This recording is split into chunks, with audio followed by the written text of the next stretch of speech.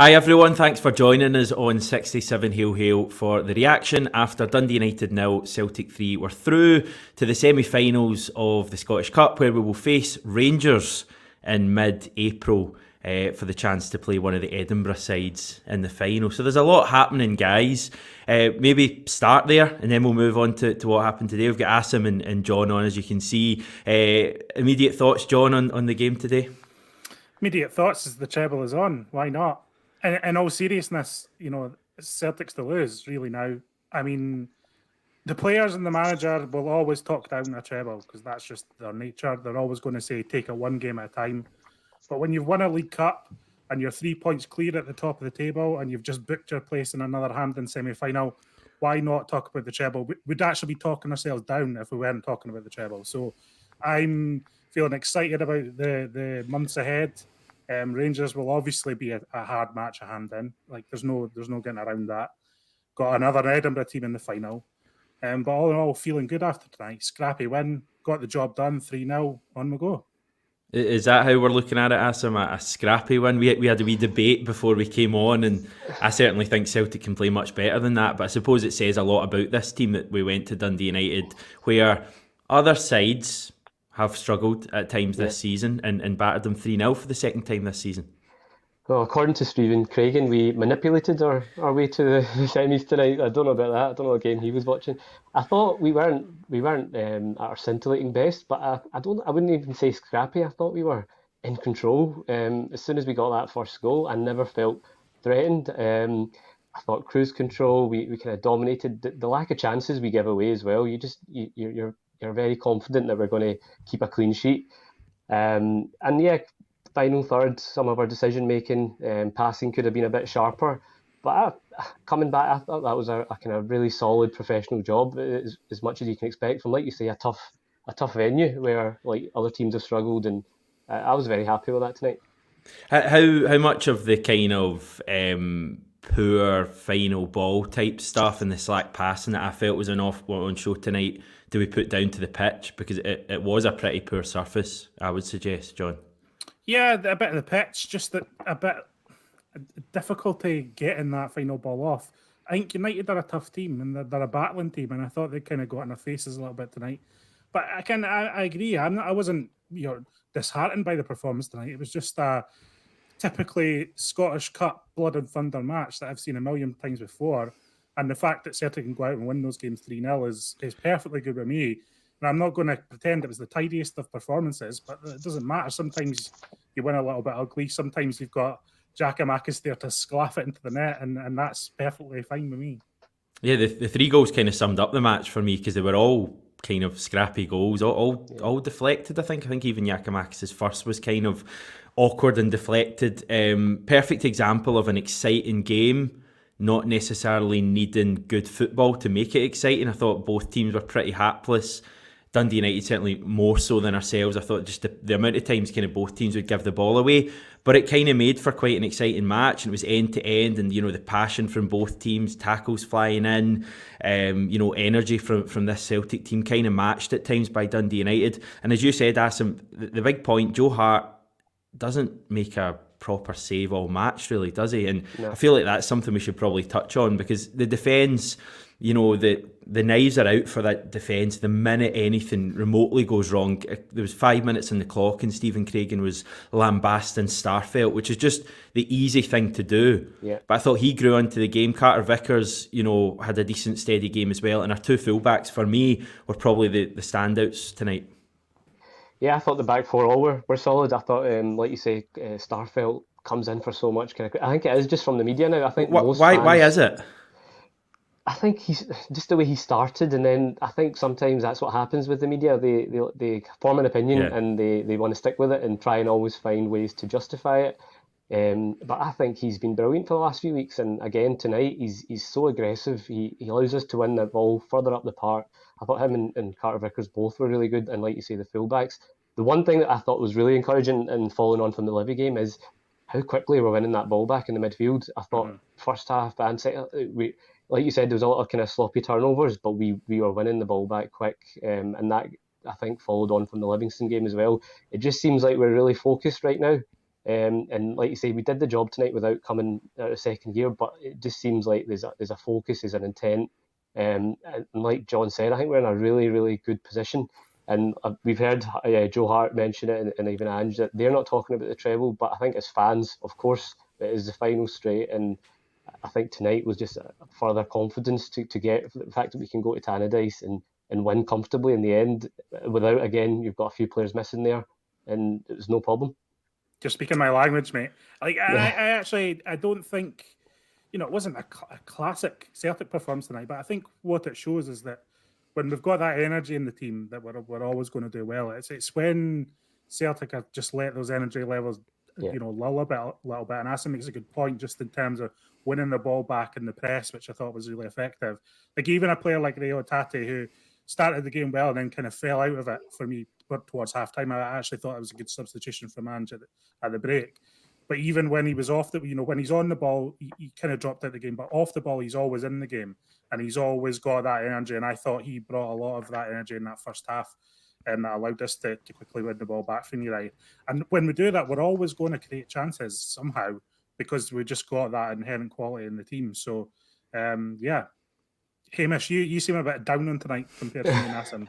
Well, you two are welcome just to carry on, and I'll head off for an early night. I don't know. I mean, I'm well aware 3-0, and there was really good things I think we did tonight. And I think 12 months ago we weren't even scoring away at Tannadice. I remember that dull 0-0 draw, and the difference, going tonight for the second time this season is scoring 3 goals. Brilliant.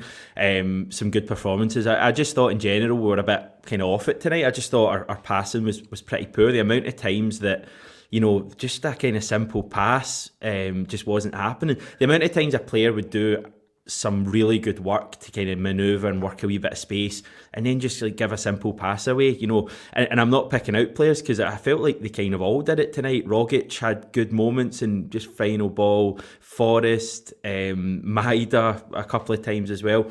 I think Maida and Giakoumakis are really interesting because the two of them, when you look at them, like with the ball at their feet, they're maybe not brilliant, but it's the energy they give us and it's the running off the ball, both defensively and offensively, and the goals they both give us. I think they've scored probably 15 goals between them, maybe just shy of 15, which is great considering they both only really started playing in January.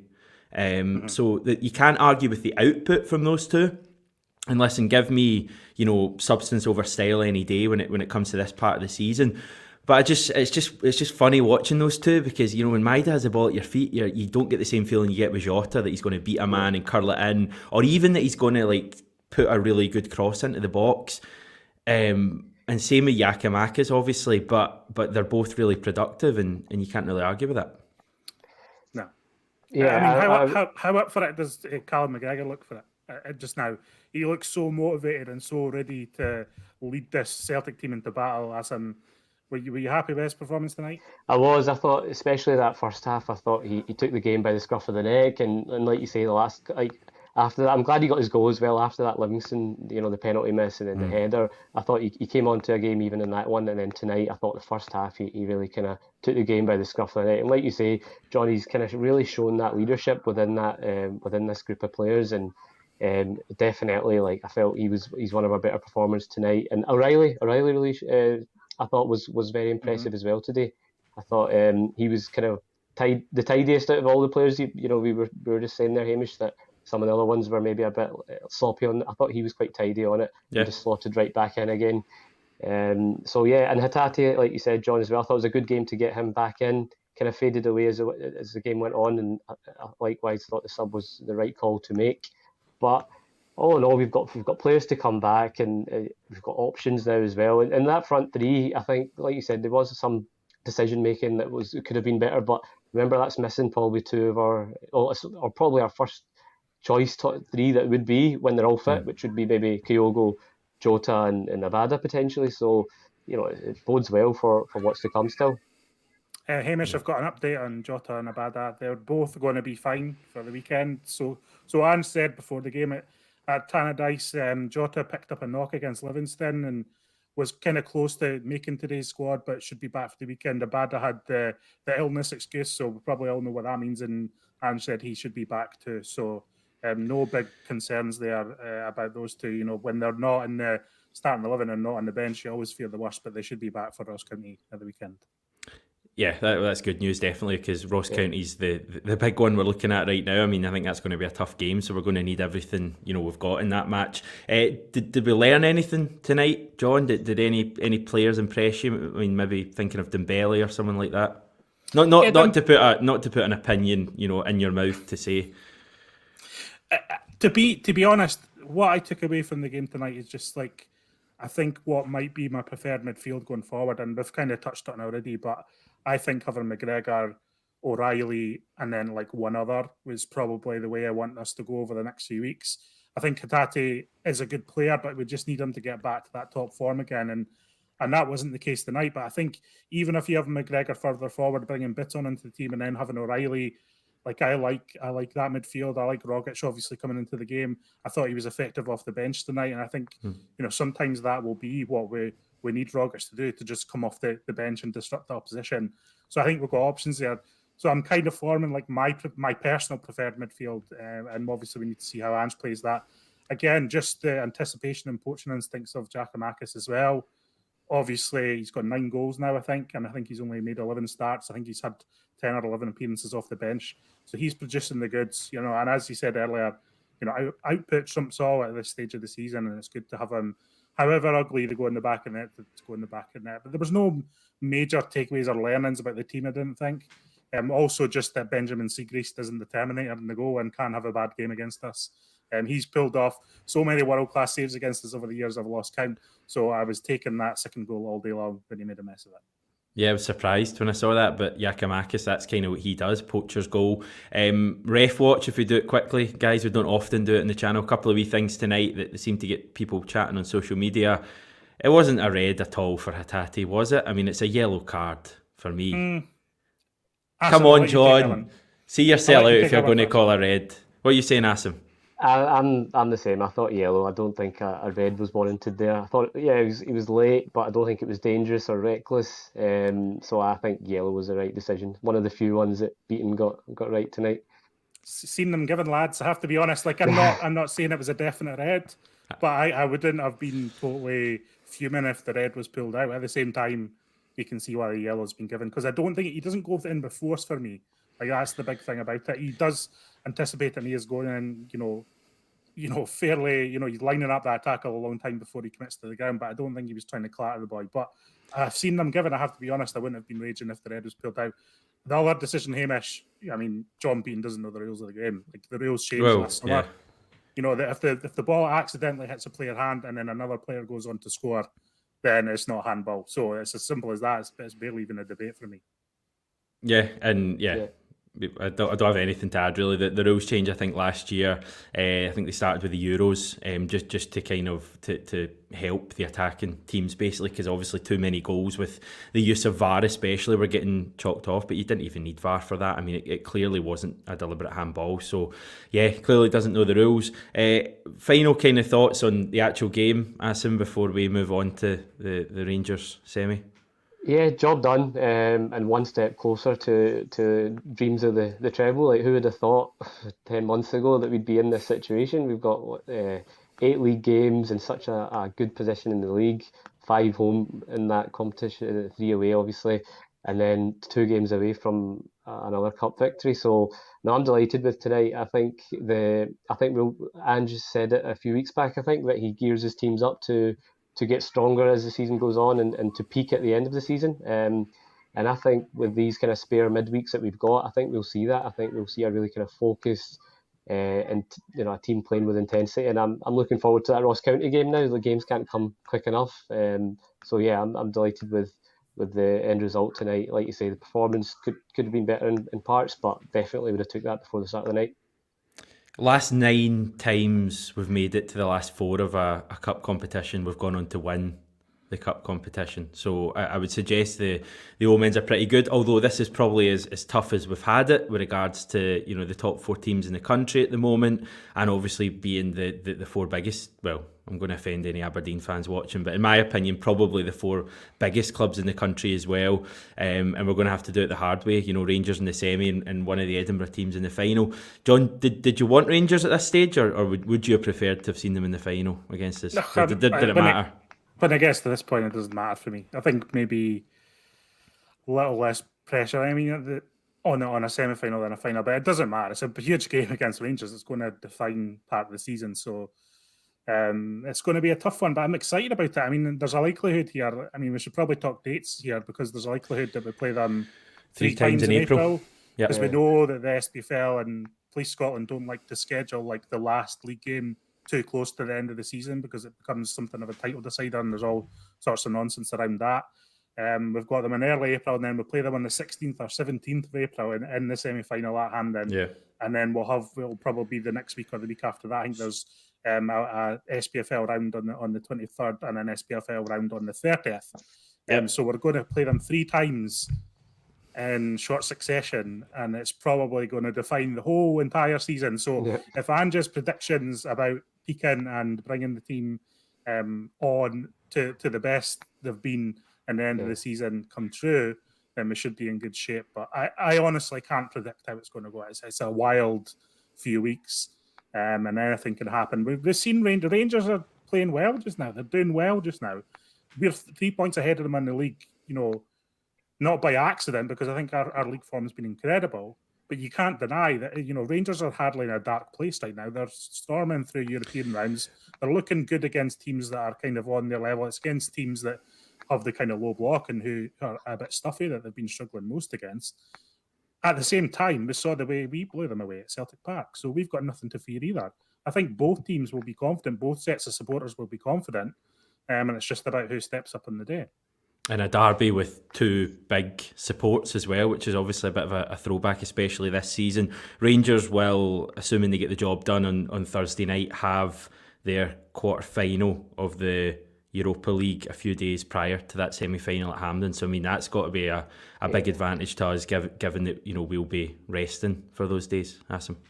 Yeah, no, I've heard a lot of chat this week, just on other kind of radio shows as well, about whether this is going to disadvantage them and them being in Europe, and it will advantage us obviously having the 3 weeks. Look, I'd be lying if I said I wouldn't still love to be in Europe and having those midweek European games to look forward to.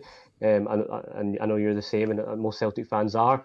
But there is a big but. I think there's no denying that them having potentially another couple of grueling ties against some of the teams that are still left in the competition, and having to come back and play cup semis and maybe tough away games at Tynecastle, it's got to take its toll. And we're having a full week on the training pitch with Ange and resting up. I do think that's going to be advantageous to us. I'd like to think so anyway. Definitely, we're getting asked about Kyogo. John Rambo wanting to know. Everyone asks me about Kyogo every single day. The latest update is still the update that Ange gave a couple of weeks ago, and that he was going to be potentially returning to training over the international break at the earliest, and he might be ready just after. So there's a chance he returns in April at some point, but it's touch and go. Like, these hamstring injuries are fiddly, and there's no guarantees. We're still not, David Turnbull's only just returning to training this week after today's game. So when you look at the timescales, Ange said they were very similar. Kyogo's still a couple of weeks away. But I think all this chat about him being out for the season, there's all these daft rumours go about and players are out. Don't think any of that's true. Ange said he should be back over the international break or just after. Well, it'll be a huge bonus for us, because I personally, in my head, I don't see Kyogo making much of an impact before the end of the season, or that's certainly how I felt. So if he does come back, fit and firing, probably not for Ibrox, but certainly for the other 2 derbies in the run-in in the league and maybe a cup final, then I'll be delighted with that. Just looking forward to it. 3 derbies to come against Rangers, and we've only got, I think, 10 games, possibly 9 or 10, depending on that semi-final. So it's going to be exciting when you add in all the other, drama and intrigue. Final comments from both of you, Asim? Delighted to be on the show tonight after a victory. I think after the Bodo Glimt, if it was another defeat tonight, your viewers will be flooding the comments saying get him off. But glad it's not a jinx. But no, like I say, it's really exciting times ahead now. You literally looking forward to every game. Every game means so much, and it's been so long since we've had a title race like this, where it's literally going down to the wire. So I think we're in a really good, strong position, and with players to come back, and we've got Ross County at the weekend, one game at a time, like we've kept saying, and just like you say, so excited for the month to come, and fingers crossed it's going to go well for us. John?